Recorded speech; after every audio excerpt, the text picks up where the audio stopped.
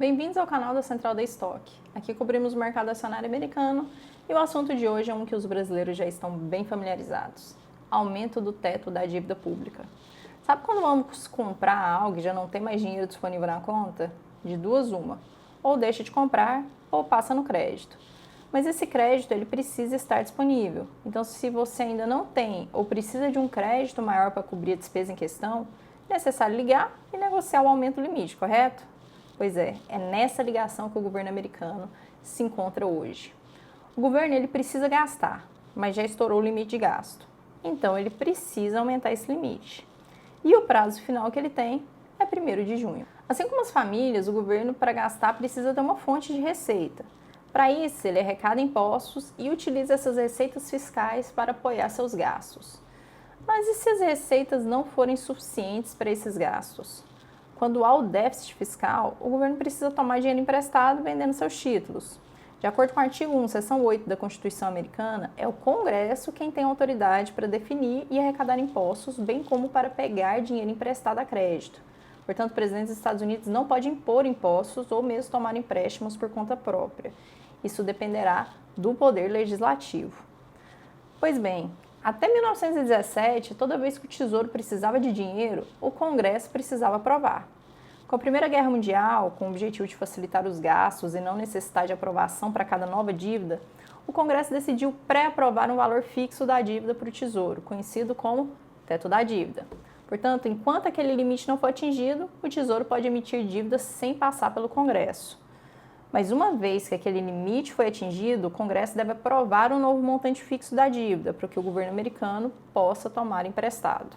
Suponha que você tem um filho de 18 anos que acabou de entrar na faculdade. Para facilitar a sua vida e assumir uma responsabilidade financeira do seu filho, você o entrega um cartão de crédito com limite de R$600 que deve ser gasto apenas para despesas de alimentação e necessidades urgentes. Mas no meio do mês, o limite do cartão já foi alcançado e seu filho vem pedir o aumento do crédito. Para aprovar esse aumento, você provavelmente quer saber por que aquele limite foi atingido. Olhando para o extrato, descobre que o cartão está sendo usado para entrada em casas noturnas e bares. Nessa situação, você tem duas alternativas: ou aprova o crédito com condição de redução dos gastos e que não pode ter essa finalidade de lazer, ou você pode simplesmente decidir não aprovar o aumento. O Congresso ele tem a mesma prerrogativa. Se entender que os gastos do governo são excessivos e ou improdutivos, pode simplesmente decidir não aprovar o teto, ou pode definir condições para esse aumento. A história americana mostra que normalmente o Congresso aprova sim um aumento. Na verdade, desde 1960, o teto da dívida aumentou mais de 70 vezes. Isso é reflexo de um Congresso moderado, seja centro-esquerda ou centro-direita. Mas o espectro político atualmente ele é mais polarizado, menos moderado e mais extremo. Nas eleições de 2020, os democratas conquistaram a Casa Branca com a vitória de Biden, bem como o controle total do Congresso. Por outro lado, nas eleições intermediárias de 2022, ano passado, os republicanos assumiram o controle da Câmara. É nesse cenário que se encontram as negociações sobre o aumento do teto da dívida pública hoje. Os dados mais recentes mostram que o saldo que o governo tem na conta TGA é de apenas 57 bilhões, que provavelmente se esgotará nas próximas 3 semanas, a menos que seja feito um novo acordo de aumento do teto. Temos então 2 cenários: caso em que seja aumentado o teto e o caso em que não seja possível chegar a esse acordo. O aumento do teto, que se sucederá após aumentar esse teto, será uma enxurrada de emissões de novos títulos, mais precisamente uma emissão de dívida pública de mais de 700 bilhões nos 3 meses seguintes, o que drenaria a liquidez do mercado financeiro.